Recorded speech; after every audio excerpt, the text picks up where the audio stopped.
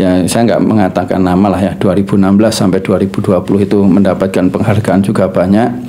Kemudian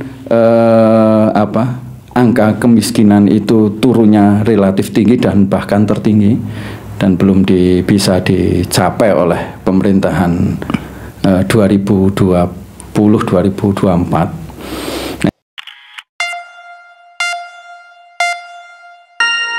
Halo, assalamualaikum warahmatullahi wabarakatuh, Sobat Citra, sahabat Purnama Sidi, serta penonton channel YouTube Lintas Topik. Kita ketemu lagi di edisi spesial karena 12 hari menjelang pilkada, kondisi semakin ramai, semakin dinamis, dan banyak pihak semakin menunggu hasil dari babak akhir pilkada Wonosobo periode 2024-2029. Tentunya saya jadi ingat bahwa seorang penantang itu harus lebih baik dibandingkan dengan incumbent. Seorang incumbent juga harus lebih waspada bagaimana antisipasi yang harus dilakukan menghadapi serangan dari calon penantangnya. Bersama kita hari ini sudah hadir calon wakil bupati dari paslon 02, Mas Sidki Ferin Diana. Assalamualaikum, Mas. Waalaikumsalam warahmatullahi wabarakatuh. Terima kasih untuk kehadirannya ya. Saya tahu bahwa jadwal jenengan ini sudah mulai padat dan kita sudah nunggu berapa lama nih surat yang kita kirimkan. Tapi memang karena saya paham bahwa masing-masing paslon saat ini sudah mulai nih gaspol. Banyak sekali pertemuan-pertemuan yang harus diikuti itu kan. Nah, seberapa sibuk Mas ini menjelang 12 hari menjelang pilkada? Apanya? Aktivitas dari jenengan maupun Gus Itap. Ya tentunya kita itu sekarang ada pembagian tugas karena waktu untuk pemilu kada itu tinggal 12 hari. Kita harus punya strategi-strategi untuk memenangkan pilkada ini. Tentunya harus kita evaluasi selama 1,5 bulan lebih kita setelah ditetapkan oleh KPU bahwa kita sebagai salah satu paslon di dalam pilkada ini.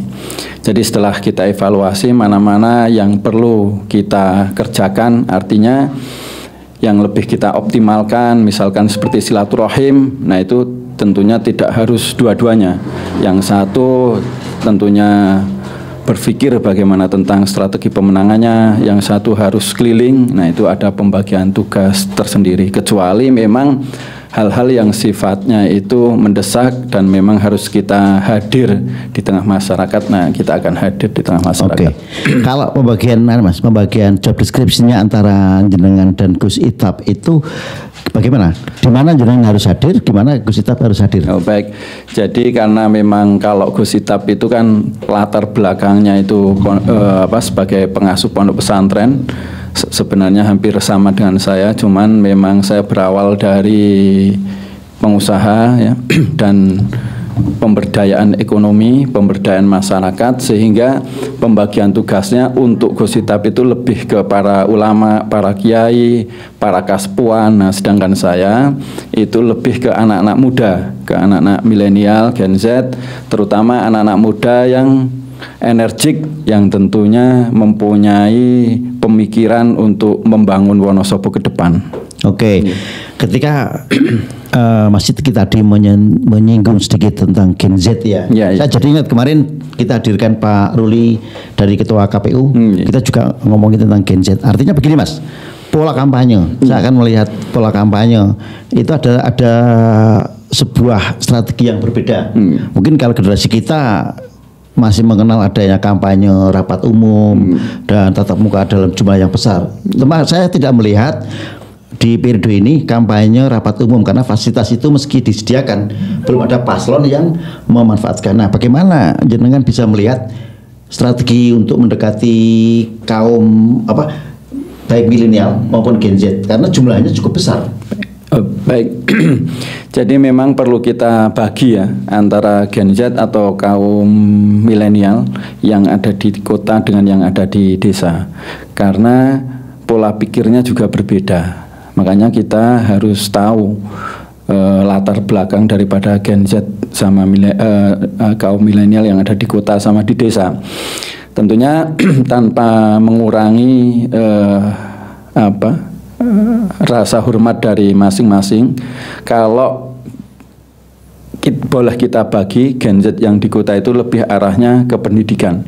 Sedangkan untuk Gen Z atau kaum milenial yang ada di desa itu lebih membangun desa atau mengembangkan pertanian. Karena kalau kita lihat justru sekarang meskipun belum begitu signifikan atau masih sedikit, tapi ada peningkatan kaum milenial Gen Z yang bekerja di sektor pertanian. Itu yang ada di desa. Makanya kemarin kita menawarkan konsep itu membangun kota-kota pertanian, dan alhamdulillah ini sangat diapresiasi oleh Mas Sumali.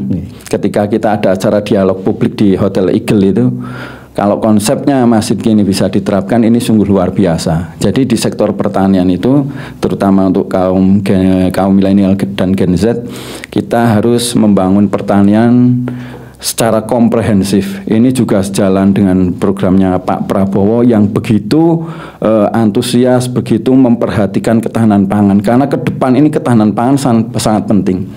Makanya kita konsepnya nanti adalah petani itu sebagai petani tugasnya menanam, ya hanya menanam, tapi dengan SOP yang bagus, standar pupuk dan lain sebagainya lah.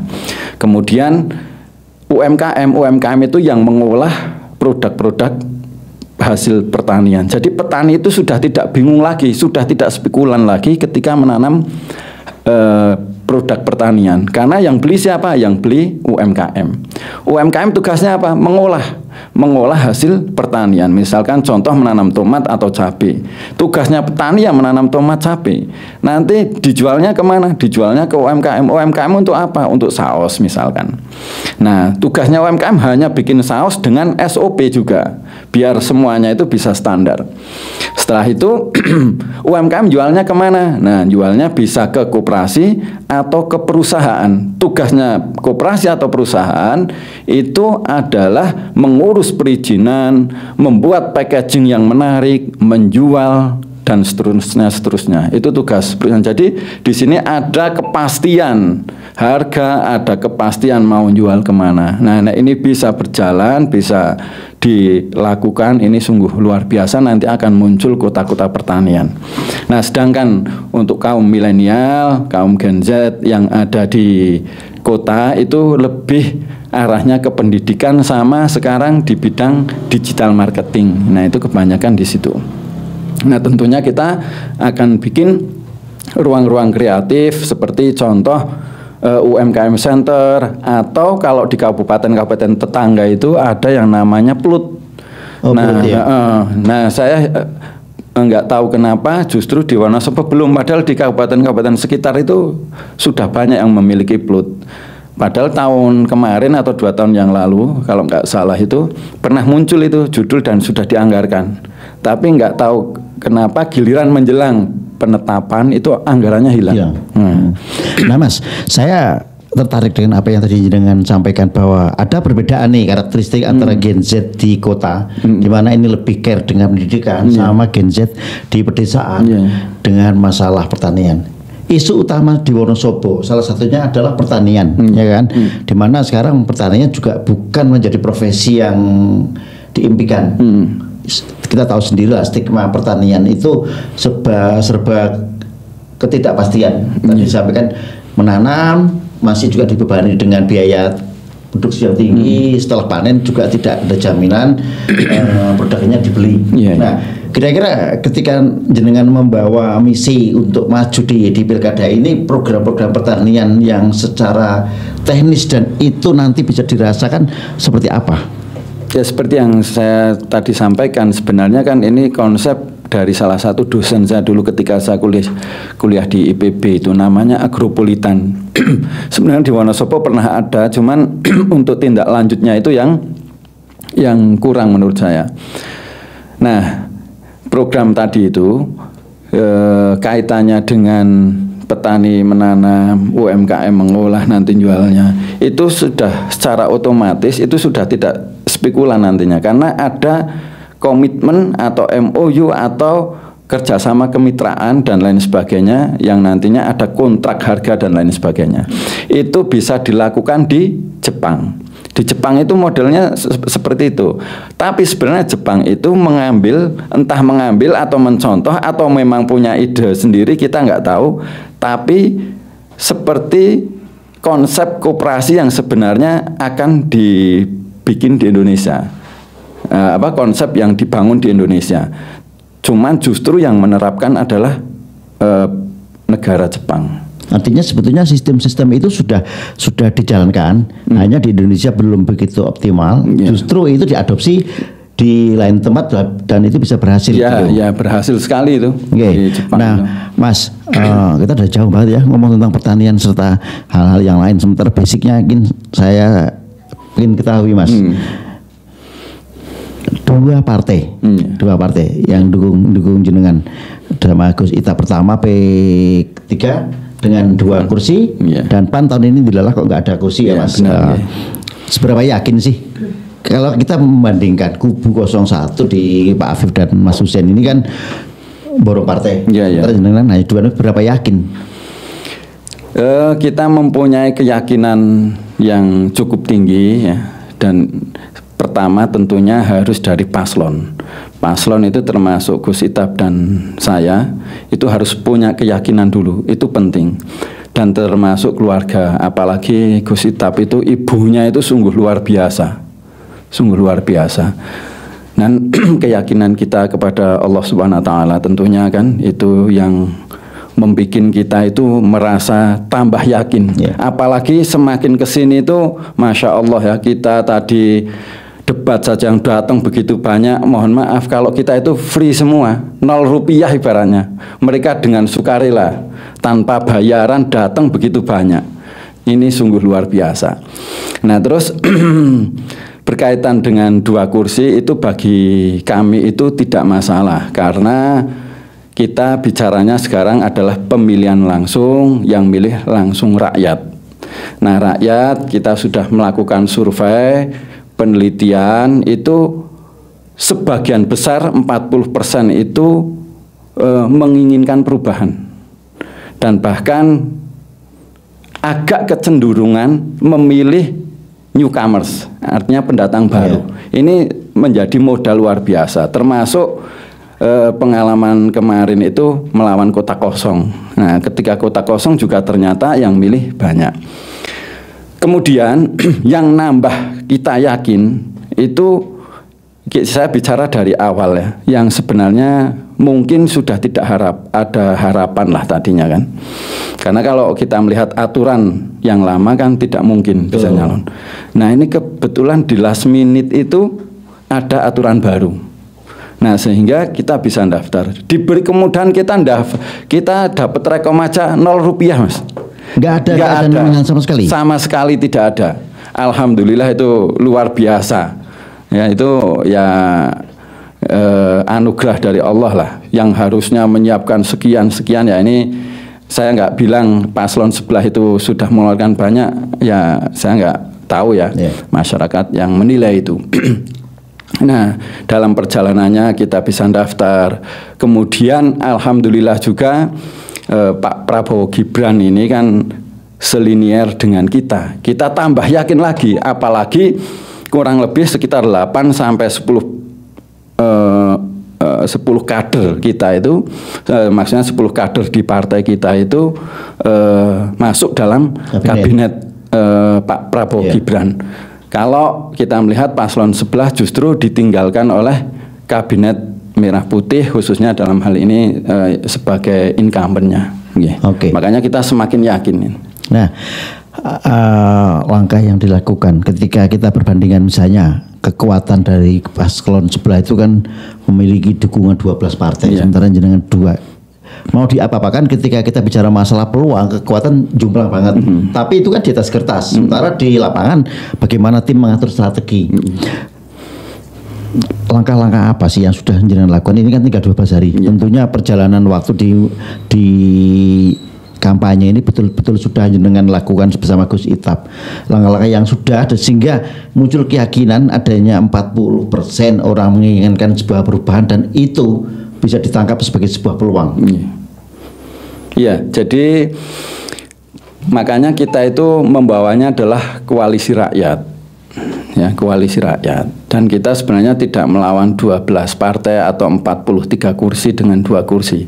Karena saya sampaikan tadi, kita yang memilih itu langsung rakyat. Dan kita tahulah bahwa di politik itu kan ketika meskipun didukung banyak partai atau dewan ya, cuman di grassroots ternyata masyarakat tidak serta-merta, tidak secara otomatis misalkan pas pileg milih partai A misalkan, tapi ketika pilbub ya itu tidak serta-merta memilih apa yang menjadi dukungan daripada partai A tersebut. Jadi masih sesuai dengan hati nurani mereka atau mungkin dengan melihat program kita dan lain sebagainya. Program unggulan dari paslon yang jenengan lakukan saat ini apa Mas? Saya masih ingat di jalan-jalan itu ya adanya santunan kematian 2 juta per orang. Apakah itu menjadi program unggulan atau ada unggulan lain sebetulnya? Ya itu salah satu program unggulan kita. Mengapa kita berani seperti itu dan bahkan banyak program-program kita itu yang langsung ke masyarakat? Karena kita itu berangkat dari sesuatu yang ringan, tidak dengan sesuatu yang berat. Sehingga ketika kita nanti menganggarkan anggaran di APBD juga kita tidak terlalu terbebani. Nah, beda dengan orang yang sudah atau paslon yang sudah memiliki beban yang berat. Dan ini jangan-jangan mohon maaf nanti ASN, masyarakat ikut menanggung beban berat tersebut. Makanya tadi kembali lagi ke kaitannya program unggulan santunan 2 juta, terus insentif ini perlu diketahui juga insentif terhadap RT, RW, terus tenaga yang lainnya di tingkat desa itu sangat rendah. Padahal dalam 1 tahun desa itu mendapatkan insentif 2 kali lipat. Nah ini makanya kita juga ketika turun di lapangan ya terasa miris juga sama teman-teman RT, RW ketika ternyata insentifnya jauh dari ekspektasinya perangkat desa lah gitu ya. Terus yang Anda tawarkan? Kita akan menambah untuk insentif para RT, RW dan tenaga yang ada di desa-desa. Ya. Mas Sidki, ada kan pendapat ya Gus Itap dan Mas Sidki ini kan nggak punya pengalaman. Dan mungkin jenengan rasakan juga kan, ini kan jenengan newbie di perpolitikan Wonosobo. Apa yang akan Anda lakukan untuk bukan membantah, tapi setidaknya membalikkan stigma seperti itu? Baik, alhamdulillah saya sejak dari kuliah itu sudah ikut dosen-dosen menjadi konsultan, terutama di sektor pertanian, sektor kehutanan yang berkaitan dengan pemberdayaan ekonomi di sektor pertanian. Bahkan kalau skripsi saya itu berkaitan dengan pengembangan ekonomi kabupaten di sektor pertanian. Jadi kita sudah seringlah diskusi dengan teman-teman di pemerintahan, dengan teman-teman di legislatif. Nah, jadi perlu kami sampaikan, jangan khawatir. Pasangan paslon nomor urut 1 juga awalnya nggak pengalaman. Ya, makanya sama semua berawal dari tidak pengalaman. Maka berilah kesempatan Gus Itap Sidki ini untuk memimpin Wonosobo, menjadi bupati, wakil bupati Wonosobo, untuk menunjukkan bahwa apa yang menjadi program-program kita yang ingin mensejahterakan masyarakat itu benar-benar bisa terrealisasikan. Oh gitu. Artinya meskipun jenengan dan Gus Itap ini betul-betul newbie, tapi frame pemikirannya sudah jelas ya, sudah mulai ada step-step apa yang dilakukan seandainya amanat itu jenengan dapatkan. Begitu. Oh ya, Mas Sidki silakan diminum ini. Kita ada sedikit. Thank you ya Cleo. Ya ini kandungan mineralnya juga bagus ini Cleo. Nah Mas, kita lanjutkan lagi. Ada nggak ganjalan psikologis di mana gini? Saya ingat ketika kemarin jenengan kan maju sebagai calon anggota legislatif di RI dari PAN gitu kan. Kemudian tiba-tiba langsung seperti yang tadi last minute ada rekom yang bisa didapatkan semacam kayak menurut saya blessing in disguise bagi pasangan Gus Cita maupun jenengan. Kalau tidak ada juru selamatnya dari MK mungkin tetap nggak bisa maju ya. Iya, benar. Nah, ada nggak sih waktu itu bahwa PAN itu diterpa untran-untran? Jenengan bukan siapa-siapa di PAN waktu itu. Jenengan hanya sebagai caleg gitu kan. Tapi tiba-tiba langsung muncul seorang Sidki ini menjadi ketua PAN tanpa ada proses-proses mungkin rakerda atau apa. Itu seperti apa sih Mas? Mungkin bisa sedikit kita spill itu. Baik. Jadi memang ketua umum kita itu Bang Zulkifli Hasan sungguh luar biasa. Karena Bang Zulkifli Hasan itu ketum kita itu pernah cerita dengan kita bagaimana proses perjalanan ketum itu dari yang belum menjadi ketua sampai yang menjadi ketua, bahkan sampai 1, 2, 3 periode perjuangannya sungguh luar biasa. Itu merupakan bagian motivasi dari saya. Nah, ketika saya nyalon DPR RI itu alhamdulillah jadi pengalaman. Jadi bagaimana menyusun strategi-strategi untuk pemenangan itu menjadi pengalaman yang luar biasa.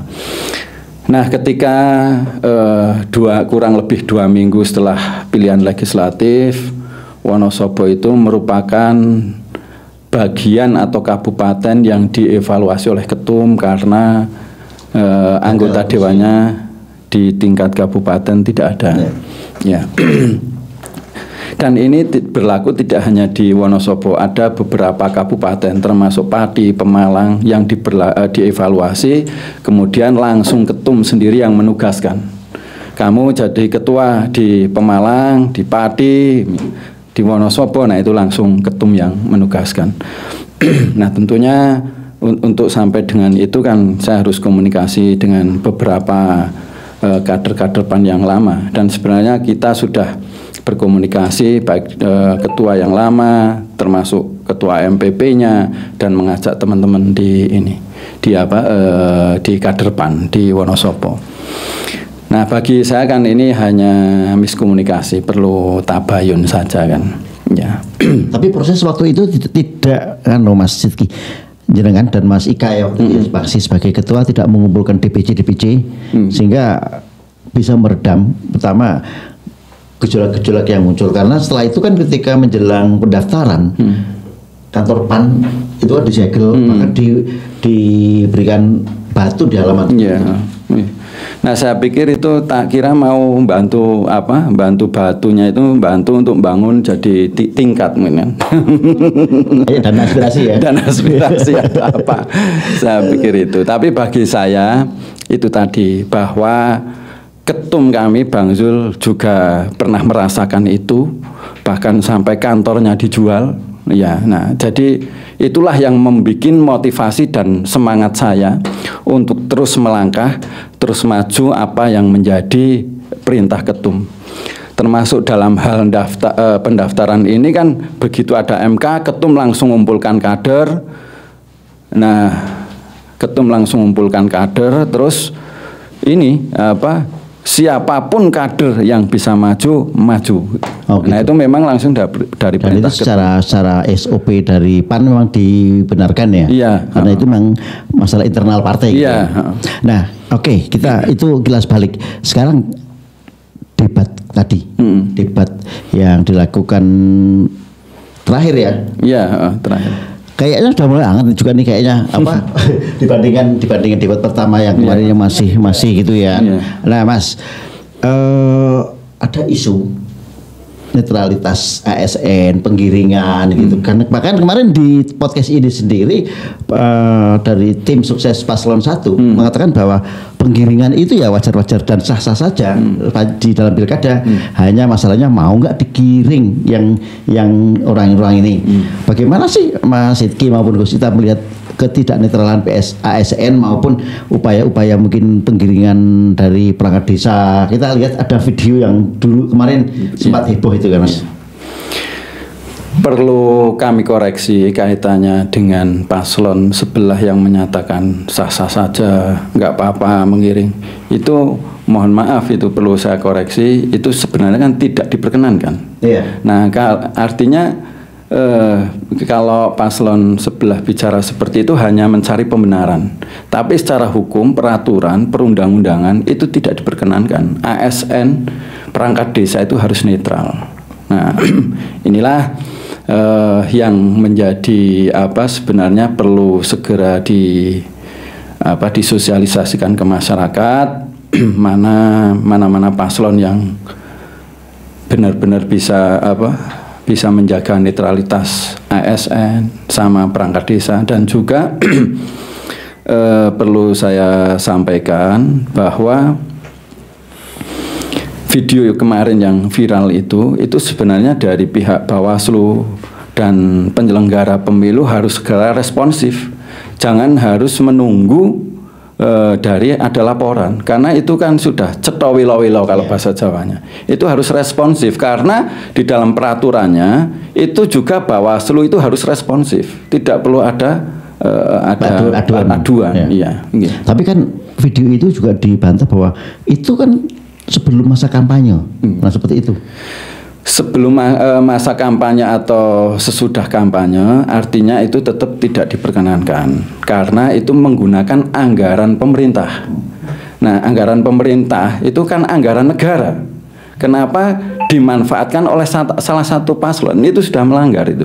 Dan jenengan merasakan ya, artinya ada upaya penggiringan maupun ketidaknetralan ASN dalam proses pilkada ini ya? Iya, ya karena ya itu videonya beredar di mana-mana, sudah menjadi rahasia umum, tentunya ya tahu semua kan itu. Ya. Oke, Aji ada pertanyaan? Ada nggak upaya lain untuk mempermasalahkan itu atau melaporkan ke Bawaslu? Kalau kan melihat belum ada laporan ke Bawaslu juga ya, atas kejadian yang diduga ada pelanggaran itu. Oke. Baik, kalau kita selaku paslon kita hanya fokus bagaimana kita menang. Gus Hitap dan Sidki fokusnya adalah bagaimana kita bisa memenangkan di dalam pilkada ini. Kalau ada relawan atau pihak-pihak lain yang ingin melaporkan, mengkasuskan, itu monggo, bukan ranah kami. Ya, karena memang kami sudah diwanti-wanti tidak usah mengurusi hal-hal yang seperti itu. Fokus untuk pemenangan, yang penting menang. Gus Hitap Sidki jadi bupati tahun 2024-2029. Oh gitu, artinya langkah-langkah itu hanya sebagai riak-riak saja ya. Khususnya paslon nomor 2 ini bagaimana sebetulnya merebut hati dari para pemilih ini. Mas, target berapa angka kemenangan? Karena tim jenengan itu menyampaikan juga target angka pemenangan ini 56%. Ya baik, memang kita harus rasional, realistis, jangan berlebihan. Kita akan melakukan survei itu juga tidak hanya dengan satu konsultan, kita pakai 2 konsultan, bahkan sempat 3 konsultan. Ya memang kita di kisaran 55 maksimal, enggak maksimal ya, minimal di 55% lah kita. Tapi masih ada peluang naik daripada itu. Di kantong-kantong suara mana suara kemenangan jenengan itu bisa di semacam kayak ceruk yang luar, ya ceruk yang besar bagi pasangan jenengan? Ya tentunya itu rahasia bagi kami ya. Strategi ya. Ya itu bagian dari strategi kita. Nanti kalau saya sampaikan di sini nanti paslon sebelah tahu ini. Jawabannya nanti di kan ya. Iya. 27 November. 27 November ya. Nah terus KPU kemarin mengatakan 43%. Ini dua penafsiran sih. 43% masyarakat belum tahu pilkada, tapi juga ada yang mengatakan 43% mereka belum memiliki preferensi untuk menentukan pilihan. Ini sebetulnya sebagai penantar bagaimana melihat angka itu, Mas? Kan besar juga 43%. Ya memang kan berarti tim survei kami kan mendekati seperti apa yang disampaikan oleh KPU ya. Artinya dalam hal belum menentukan pilihan atau menginginkan perubahan itu kan hampir mirip-mirip saja lah ya. Tapi artinya sekitar 40% warga itu ingin perubahan, Nah, mungkin versinya KPU itu 43% belum mengetahui kalau ada pilkada, mungkin seperti itu. Atau mungkin karena kita waktu itu mungkin waktu surveinya KPU itu kita belum kerja sampai di tingkat grassroots. Yeah. Jadi belum tahu sebenarnya incumbent ini ada lawannya tidak. Nah, alhamdulillah kan sekarang dengan kita sudah gerak di grassroots kan sudah tahu sekarang. Nah, mungkin kita bisa mengambil ceruk itu. Nah, dan kita punya hasil survei juga ada masa-masa Gus Shihab Shidqi yang memang masa militan. Masa militan itu dari golongan mana? Kebanyakan dari golongan ya sebagian santri, ada dari sebagian milenial itu. Saya tidak bisa menyampaikan secara pasti di sini detailnya lah ya. Mas, artinya ada pola-pola yang beda, treatment yang berbeda yang dilakukan oleh paslon 02 ini. Ibaratnya pemilih usia matang, usia di atas 40 dengan pemilih-pemilih usia di bawah itu. Nah, yang lebih diunggulkan yang mana sih Nek, kalau di 02 ini? Untuk merebut suara. Semuanya potensi. Karena kan memang paling banyak itu pemilih Gen Z itu ya, kaum milenial. Nah, kaum milenial ini kan kita harus tahu strateginya. Makanya saya fokus untuk penyusunan strategi kaitannya pemenangan itu. Nah, bicara masalah kontestasi tidak akan pernah terlepas dari yang namanya logistik dan amunisi ya. Iya. Orang pun sekarang langsung tentuin aja Pak, seperti bagaimana mensikapi itu dan bagaimana dengan kesiapan untuk amunisi yang dipersiapkan.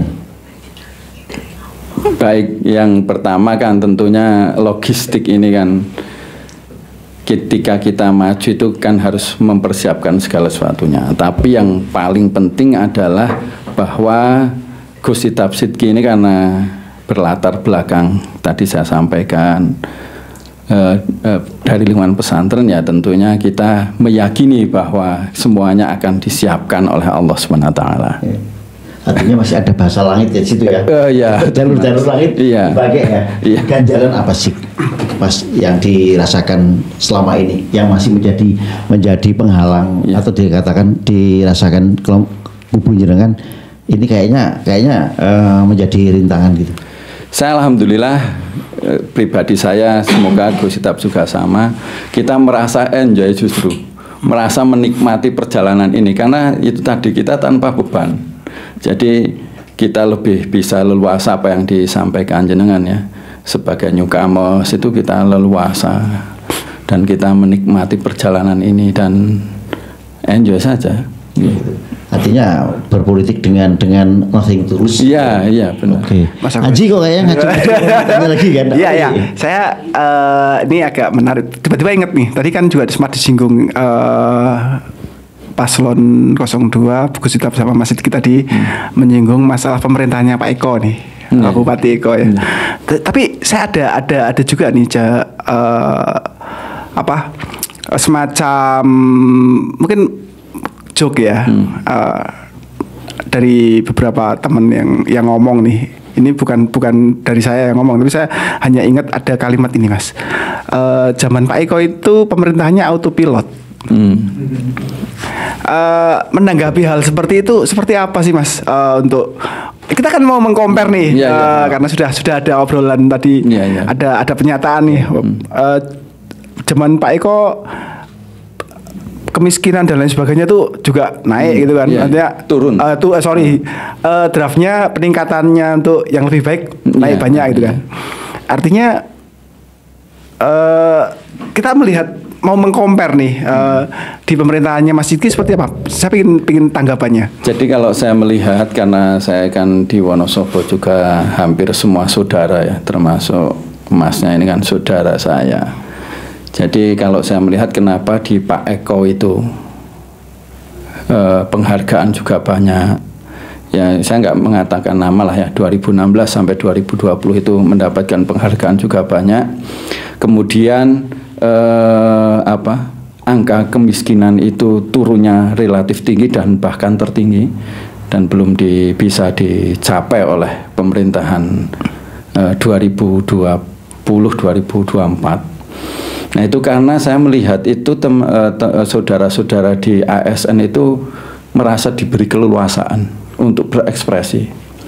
Jadi mereka diberi keleluasaan untuk berekspresi, untuk istilahnya ide-ide, ya, punya ide-ide untuk membangun. Ya, tidak terlalu dikendalikan mungkin ya, mungkin ini saya nggak tahu, mungkin ini tidak terlalu banyak dikendalikan mungkin. Nah jadi ASN itu mempunyai banyak keleluasaan. Artinya periode ini ASN lebih banyak di under pressure dong?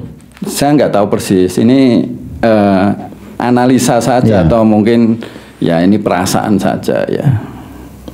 Nah, Mas Sidki, masih ada nggak? Ya kan jadi inget sampean juga ngomong kan Mas Agus. Enggak. Ini aja diserahin ke anggota Karang Taruna. Itu kan ada cuk dari masyarakat. Ini cuma jok ya. Enggak usah pilkada wis gitu kan pun kabupaten. Atau jangan-jangan tanpa ada bupati pun pemerintah tetap jalan ini. Yang mana kan itu? Enggak, maksud saya kan tadi ngobrol nih diserahin ke anggota Karang Taruna aja beres gitu kan. Terus kan jadinya mikir lagi nih, atau jangan-jangan nggak usah ada bupati pun pemerintah tetap jalan. Nah, ya, apa komentarnya? Ya sebenarnya tidak begitu juga. Jadi leader itu penting. Leader itu penting karena kan kepemimpinan itu harus ada di suatu kabupaten, provinsi, bahkan di negara. Kalau nggak ada leader itu nggak ada kepemimpinan yang akan carut marut. Ya salah satunya leader itu kan fungsi controlling, mengendalikan. Mungkin diberi keleluasaan pada saat-saat tertentu, tapi harus dikendalikan. Misalkan kalau terlalu bablasan misalkan. Ada koridor yang ditaati. Saya yakin Pak Eko pun kan ada tim juga yang ketika misalkan ada yang bablasan kan perlu dievaluasi.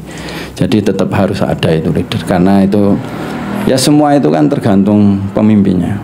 Mas, leadership seperti apa sih yang sekarang dibutuhkan di Wonosobo?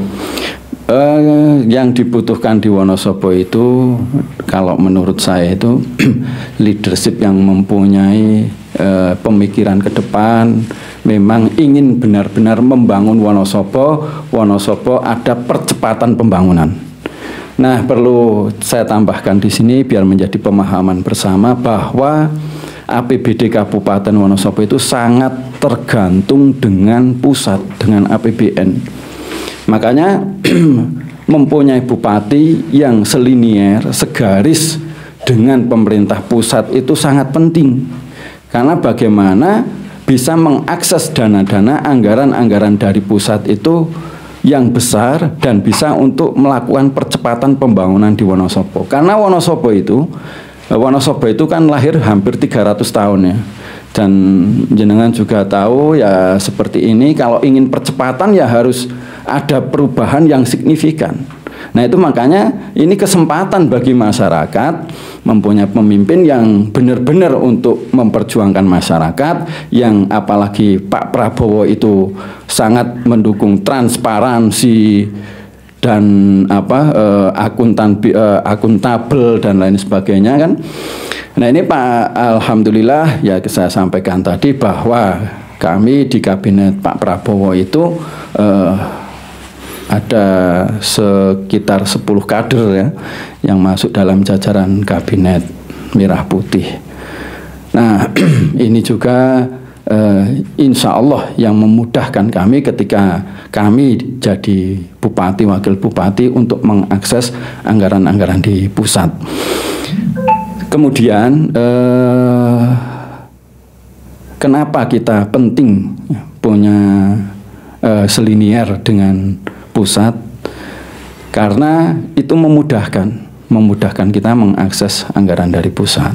Dan saya yakin bahwa pasangan nomor 2 ini yang all out akan menjalankan kebijakan dari Pak Prabowo 100%.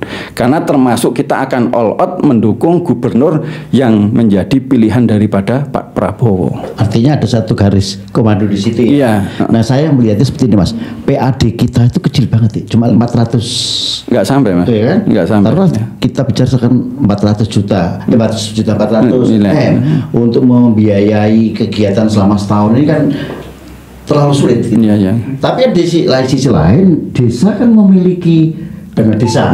Tapi akhir-akhir ini kayaknya desa juga ada mulai dibidik. Bagaimana dengan bisa melihat itu sebagai sebuah warning ketika nanti mungkin paslon 02 ini bisa menjadi bupati dan wakil bupati. Oh ya, baik. Jadi ini kebetulan Kementerian Desa dengan DPR RI ini sedang mengevaluasi dana ADD, dana yang ke desa. Karena ternyata selama ini itu banyak memunculkan raja-raja kecil di kabupaten. Di sini Kementerian Desa sedang menyusun organ untuk mengevaluasi, mengaudit kinerja para kades-kades, mengaudit anggaran-anggaran desa. Jadi nanti tidak cukup di tataran kabupaten, dalam hal ini salah satunya inspektorat, tapi langsung akan diambil alih oleh pemerintah pusat. Nah, ini tentunya para kades itu harus lebih transparansi, akuntabel, biar nantinya tidak terjadi masalah di kemudian hari. Dan alhamdulillah Menteri Desanya juga merupakan kader dari partai kami, makanya kami sering komunikasi. Maka bagi para kades-kades yang ingin satu barisan dengan kami, insya Allah nanti desanya lebih maju, lebih berkembang. Oh gitu. Ketika jenengan menyebut tentang Menteri Desa dari PAN, saya kok jadi ingat rumor-rumor yang beredar kemarin, Mas, bahwa pendamping desa itu dikondisikan untuk merapat ke 02. Kalau tidak, dia akan dievaluasi. Nah, apakah ini benar atau tidak, gitu, Mas? Ya, tidak seperti itu. Jadi sebenarnya ini bagian dari evaluasi kinerja. Karena memang pemerintahan Pak Prabowo ini kan harus benar-benar bisa kerja secara real, secara nyata untuk masyarakat. Jadi pendamping-pendamping desa akan dievaluasi yang benar-benar memang mendukung secara totalitas program Pak Prabowo, ya akan kita lanjutkan. Nah, kemudian karena nantinya pendamping desa ini akan menjadi pendamping yang sangat strategis. Artinya apa? Pendamping desa ini akan menjadi leader dari pendamping-pendamping yang lain seperti PKH, seperti pendamping kesehatan, dan pendamping yang lainnya itu nanti akan di bawah pendamping desa. Makanya diperlukan pendamping desa yang profesional, yang ahli, yang mungkin tidak mungkin ya harus punya kapabilitas dan seperti itu. Makanya perlu dievaluasi ini. Artinya pendamping desa ini dalam tanda kutip wajib merapat ke 02. Nggak ada kewajiban ya, kita hanya mengevaluasi, bukan kita ya, pemerintah pusat akan mengevaluasi kinerja ya, kinerja para pendamping selama ini, yaitu kaitannya dengan profesionalitas, terus kapasitas, keahlian, nah seperti itu. Oh gitu, Mas. Ketika tadi kita banyak nyinggung tentang pertanian dan lain-lain. Sementara selain pertanian, ada bidang pariwisata yang itu menjadi unggulan itu kan. Bagaimana Anda melihat? Karena bisa jadi dalam beberapa waktu ke depan akan terjadi overtourism. Dan ketika terjadi overtourism, itu juga sudah hal yang nggak bagus. Pertama, masyarakat di lokasi turis wisata itu dia tidak hidup dari situ, dan biaya hidupnya bisa jadi lebih besar karena standarnya tidak lagi menggunakan standar domestik, tapi menggunakan standar wisatawan. Bagaimana Anda melihat masalah itu? Nah, baik, jadi kan perlu adanya kajian di sini, harus salah satunya menambah destinasi-destinasi wisata di Wonosobo. Kita sudah bertemu dengan teman-teman yang bergerak di sektor pariwisata, bahwa Wonosobo itu sangat diperlukan destinasi wisata baru, sehingga tidak terpusat hanya pada satu lokasi. Dalam hal ini dia yang mungkin dengan bedagahnya, mungkin dengan wadah selintangnya, atau dengan destinasi-destinasi yang lain. Tapi tentunya ini yang menjadi PR kita semua adalah bagaimana pengelolaan manajemen. Karena manajemen pengelolaan di Wonosobo selama ini itu jauh jauh dari harapan, masih kalah jauh dengan kabupaten-kabupaten tetangga. Sama Banjarnegara saja kalah, PAD-nya saja kalah, karena pengelolaan manajemen yang belum baik. Ini yang perlu diperbaiki. Tapi kan juga mulai ada ini 5 Dieng baru yang sudah mulai digarap di periode ini. Anda akan meneruskan itu seandainya terpilih, atau Anda akan membuat destinasi baru? Nah, semua itu diperlukan kajian ya. Perlukan kajian, kita harus mengkaji. Kalau itu dipandang itu memang baik dan bisa memberikan keuntungan bagi Pemkab Wonosobo, kenapa tidak kita lanjutkan? Tapi sepanjang menurut kajian tidak baik, ya kita mengambil langkah-langkah yang lain tentunya. Tadi disampaikan bahwa manajemen ya, manajemen kepariwisataan ataupun berkaitan dengan turis itu masih terlalu jomplang dibandingkan dengan kabupaten sebelah gitu kan. Langkah-langkah apa yang ingin Anda lakukan untuk memperbaiki ini sehingga nantinya dunia wisata di Wonosobo itu jauh lebih menguntungkan, lebih memberikan kontribusi ke daerah? Yaitu tentunya kan penataan manajemen, kan pengelolaan manajemen, perbaikan manajemen. Itu kan nanti perlu asesmen fit and proper test bagi para pengelola wisata. Ya, harus ada pelatihan-pelatihan. Tentunya ini harus dibarengi dengan diskusi-diskusi dengan teman-teman biro wisata yang sudah pengalamannya malang melintang, luas. Manajemen di Kabupaten Malang misalkan bisa bagus, di Banjarnegara lebih baik dibanding Wonosobo.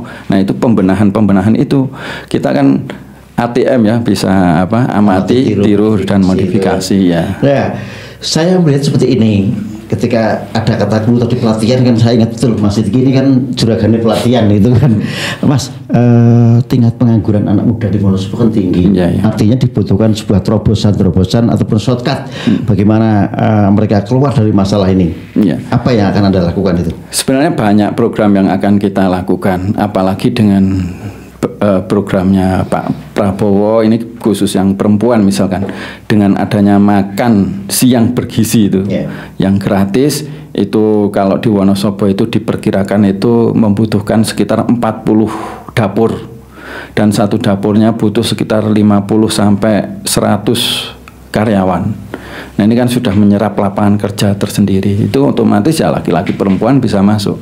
Itu dari situ. Kemudian yang kedua yang tadi sudah saya sampaikan, membuka ruang-ruang kreatif, UKM Center, terus plot, di mana misalkan seperti ini dibagi dua, Mas. Jadi setiap generasi muda itu bisa jual online-nya, misalkan yang sini pakaian, yang situ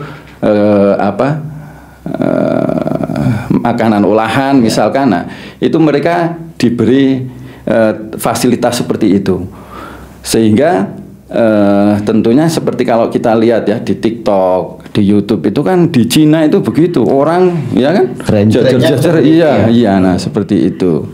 Nah, artinya jenengan juga nanti akan memberikan sebuah kepedulian ataupun care terhadap bagaimana menumbuhkan ekonomi, khususnya di kalangan usia-usia produktif. Kita melihat anak-anak muda ini jumlahnya juga luar biasa kan. Ketika tidak terfasilitasi, tidak punya panggung untuk mengekspor kemampuan ini, juga daerah juga tidak akan kemana-mana, Mas. Maksudnya? Ya, kalau misalnya Pemdanya tetap menggunakan paradigma lama, sementara anak-anak muda sekarang memiliki pola-pola yang sangat-sangat berbeda. Ya, makanya pentingnya sekarang itu, kalau saya melihat titik balik Wonosobo itu ketika sekarang punya bupati baru. Itu titik, dan akan ada perubahan yang signifikan. Saya meyakini itu. Ketika bupatinya ganti di tahun 2024 ini akan ada perubahan yang signifikan. Saya meyakini itu.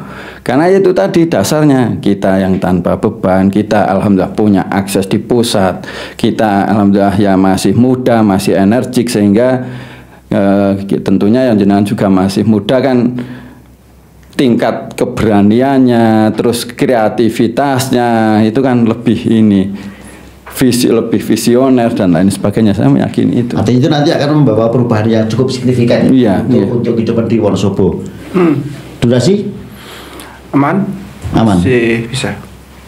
Oke. Nah, ada Mas yang ingin disampaikan baik itu mungkin kondisi secara umum di Wonosobo maupun selaku paslon yang disampaikan biar publik juga tahu seberapa sih ini kita ingin memberikan ruang yang sama sehingga publik itu memiliki preferensi pemilihan besok ini saya mau milih ini gitu. Nah, mumpung ini kesempatan jenengan monggo digunakan.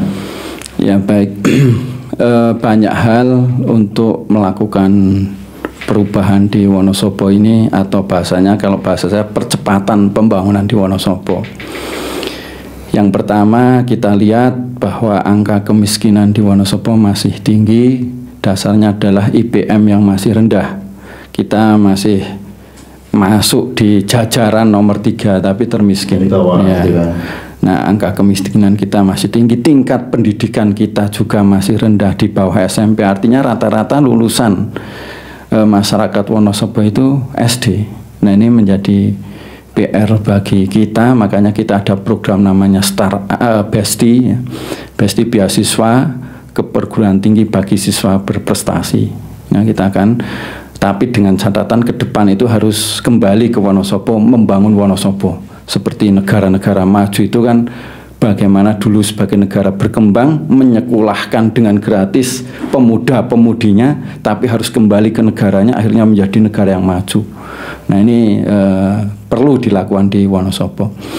Kemudian yang kedua juga Wonosobo ini kalau masih seperti ini saja, saya juga sudah diwelingi dari pusat, itu sulit kalau ingin ada percepatan pembangunan. Makanya harus ada perubahan atau percepatan pembangunan yang tadi berkali-kali saya sampaikan, harus ada linearitas dengan pusat, harus ada komunikasi yang baik, yang efektif dengan pusat, karena ya mohon maaf, periode 2016-2020 itu bisa mengakses dana insentif itu lebih tinggi dibanding periode 2021-2024. Ini bisa menjadi gambaran ya bagi kita.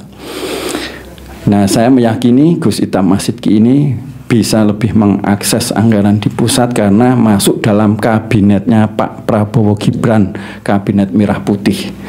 Kemudian yang terakhir yang perlu saya sampaikan, pilihlah bupati dengan hati nurani.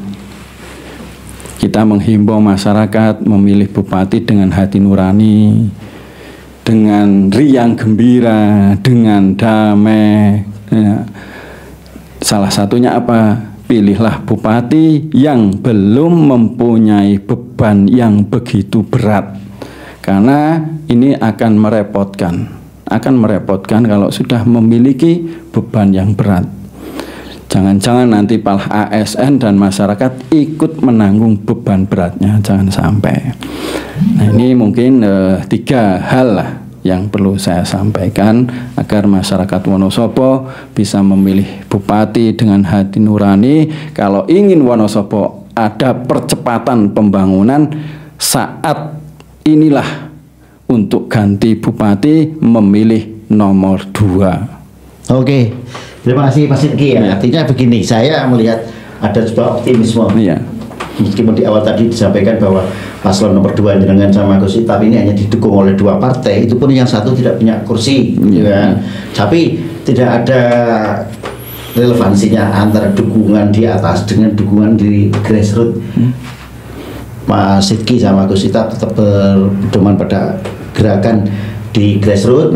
Semoga dukungan dari masyarakat itu bisa membuahkan hasil di 27 November besok. Amin, amin. Termasuk juga percepatan-percepatan itu akan bisa dilakukan ketika salah satunya adalah ganti bupati, sehingga akan ganti kebijakan, ganti paradigma pemikiran seperti itu. Baik, terima kasih Mas. Ya, sama-sama. Saya yakin bahwa ya sebentar. Oh, pasti tanya lagi. Dia masih tanya lagi. Ya, boleh. Saya kan jadi panjang nih ya. Tadi kan panjang nih, penjelasannya panjang banget. Tadi jadi ingat Mas. Ini kalau yang kubu sebelah kan kayaknya di media kan terus ya gencar ya. Kalau saya lihat di ngomong Gen Z nih di kubunya Mas Sidki sama Gus Itham, kita juga ada mayem aja nih. ya kan, seperti pilkada hari ini ya, yang katanya adem ayem. Adem ayem maksudnya nggak ada gerakan yang ya. Apa itu menjadi salah satu bagian strategi dari paslon 02 atau bagaimana? Karena saya tadi agak bingung juga saat Gus Itap di terakhir tadi ngomong bikin berita yang lengkap, balance, jangan dipotong-potong. Maksudnya apa ya? Maksudnya itu sih saya pengen lebih ke situ, atau itu menjadi sebuah agak deganjelan sebenarnya Mas. Karena memang saya melihatnya banyak aktif di paslon 01 untuk publikasi, tapi 02-nya kan nggak begitu aktif ya untuk di publikasi, maksudnya lewat media kan. Nah, tiba-tiba apakah ini saya nggak tahu nih gimana ya maksudnya, ini jadi sebenarnya bagian dari strateginya paslon 02 atau bagaimana gitu? Ya, memang ketika kita ngambil nomor urut itu sudah kita sampaikan, jalani pemilu ini dengan damai, dengan penuh kasih sayang, karena kita semua bersaudara. Itu modal awal kami ketika kita menjalani pemilu kada ini. Nah, berkaitan tadi Gus Itap menyampaikan ketika press conference itu ya. Nah, itu begini, jadi contoh kecil yang bisa dikatakan kecil, bisa dikatakan besar ya.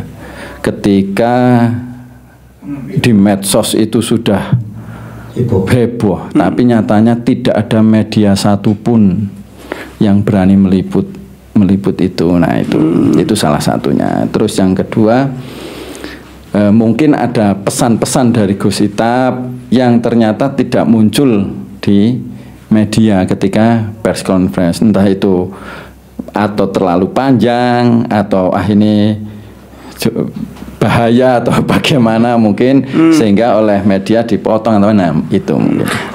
Kalau itu saya mungkin masih ada jawaban Mas.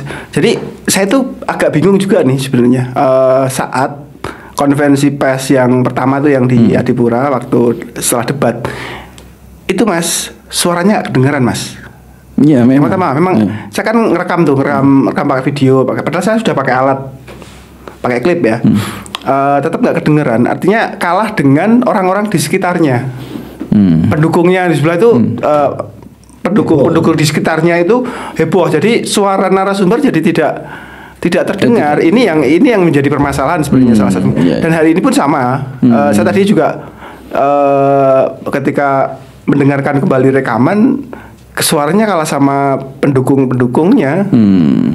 Sebenarnya itu Mas. Mungkin ini semacam klarifikasi. Tapi pada dasarnya gini juga sih. Memang kita wartawan kan juga kadang-kadang ini mah dimasukin nggak sih? Di belakang aja deh. Ya udah cukup Mas. Oke, tanya. Dia udah tanya banyak banget itu anggapi. Ya, sebenarnya karena gini, terus terang aja, kita selalu kesulitan saat meminta untuk ketemu dengan Gus Itap, Mas Sidki juga untuk kita sebenarnya pingin juga sih ngobrol, pingin juga nulis tentang bagaimana paslon 2 hari ini dalam mencalonnya seperti apa, ada pesan seperti apa. Nah, ini yang tidak pernah kita dapatkan kesempatan sebenarnya. Sementara yang sebelah kan aktif nih. Kurang lebihnya kayak gitu Mas. Ya mungkin ini ya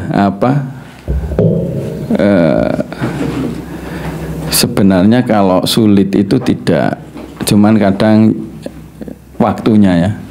Waktunya karena Gus Itap itu keliling mobilitasnya itu luar biasa kalau saya lihat.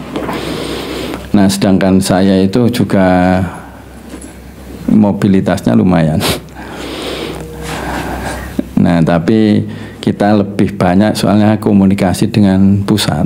Jadi kalau Gus Itap itu mobilitas di daerah, kebetulan saya karena sebenarnya karena saya kemarin nyalon DPR RI itu kan alhamdulillah informasi-informasi dan akses-akses di pusat itu kan banyak. ini saya ambil hikmahnya nyalon DPR RI meskipun belum menjadi ya. Tapi ya itu tadi itu pengalaman yang luar biasa, bahkan terbukanya akses kita ke pusat. Oke, ya. Cukup? Oke, cukup. Ini penjelasannya sudah tuntas ya. Artinya semua hal yang kita tanyakan, rasa penasaran publik juga mulai terjawab gitu. Ya, soalnya saya juga kadang-kadang dituduh Mas. Ini nggak netral nih wartawannya mempublikasinya sebelah tok. Sementara kita memang kesulitan untuk untuk mendapatkan narasumber, untuk bertemu dengan narasumber, kurang lebihnya itu. Mungkin kalau 1 menit enggak, tapi yang lainnya justru kita sering mau komunikasi itu yang mereka sulit justru kebalik. Iya, kita mau memberitakan itu nggak berani ya, gitu. Atau mungkin ketika kita bicara 1 menit juga repot Mas. Harusnya agak lama. Iya, ya kan? Makanya seperti debat dibatasi waktu itu kita jadi mau jawab yang komprehensif. Kalau 1 menit itu sebenarnya itu bukan keseluruhannya Mas, itu baru pembukaannya aja. Itu dibahas sekarang di biar skinnya. Jangan-jangan nanti hanya kita bicara banyak nanti baru salam aja Mas, salamnya sepatannya 1 menit itu. Tapi kalau di lintas topik aman Mas. Ini kita berikan durasi yang cukup longgar. Ya, makanya jadi bisa menyampaikan apa-apa gitu kan. Saya lebih seneng gitu dialog kemarin seperti di Egel itu kan, karena dialog kita bisa memaparkan konsep-konsep kita lebih leluasa. Ya ini sebelum di close kemarin kita dengan buruh migran itu kan, buruh migran mengeluhkan kaitannya jarang mendapatkan aspirasi. Jadi waktu itu menyebut nama boleh nggak ya Pak Sumali? Nanti ini, Pak Sumali itu sebagai moderator ya kebetulan menyampaikan kan bahasanya perwakilan paslon sebelah kan ikut musrenbang, ikut di tingkat kecamatan, macam-macam. Padahal mereka sudah mengusulkan kegiatan di desa ada, di kecamatan ada, di kabupaten wafat itu. Nah itu ya, itu bahasanya Mas Sumali gitu. Di desa ada, kecamatan muncul, di kabupaten wafat tewas. Kok buruh migran sih sekarang pekerja PMI itu di Wonosobo masih banyak. Iya. Artinya itu menjadi sasaran pembuatan kebijakan. Iya. Saya masih ingat masih 2017 atau 2 tahun ya. Itu kita masuk sebagai tim perumus perda perlindungan buruh migran dan keluarganya. Tapi nggak tahu apakah perda itu bisa jalan atau hanya sekedar sebagai sebuah produk hukum. Itu. Baik ya teman-teman sekalian, Sobat Citra, sahabat Purnama Sidi serta penonton lintas topik, diskusi kita semakin hangat nih kayaknya. Disinggung tuh karena hari ini kan edisi spesial kan. Iya. Nggak ada Mas Riki sama Mbak Dea nih lagi absen nih. Oh iya, karena ini kita juga ngejar tappingnya kan. Iya. Karena waktunya sudah mepet dan kejar-kejaran dengan waktu. Artinya pesan-pesan yang ingin disampaikan Mas Sidki juga biar tidak basi kan. Karena harus malam ini, harus siang hari ini, besok sudah beda cerita. Terima kasih Mas Sidki. Sama-sama, saya terima kasih banyak. Di 27 November besok, saya kok kecedut terus ya. 27 November besok. Pasangan 02 ini bisa mendapatkan hasil yang terbaik sesuai dengan apa yang diinginkan. Amin. Jadi gitu kan. Baik, terima kasih dan assalamualaikum. Waalaikumsalam warahmatullahi wabarakatuh.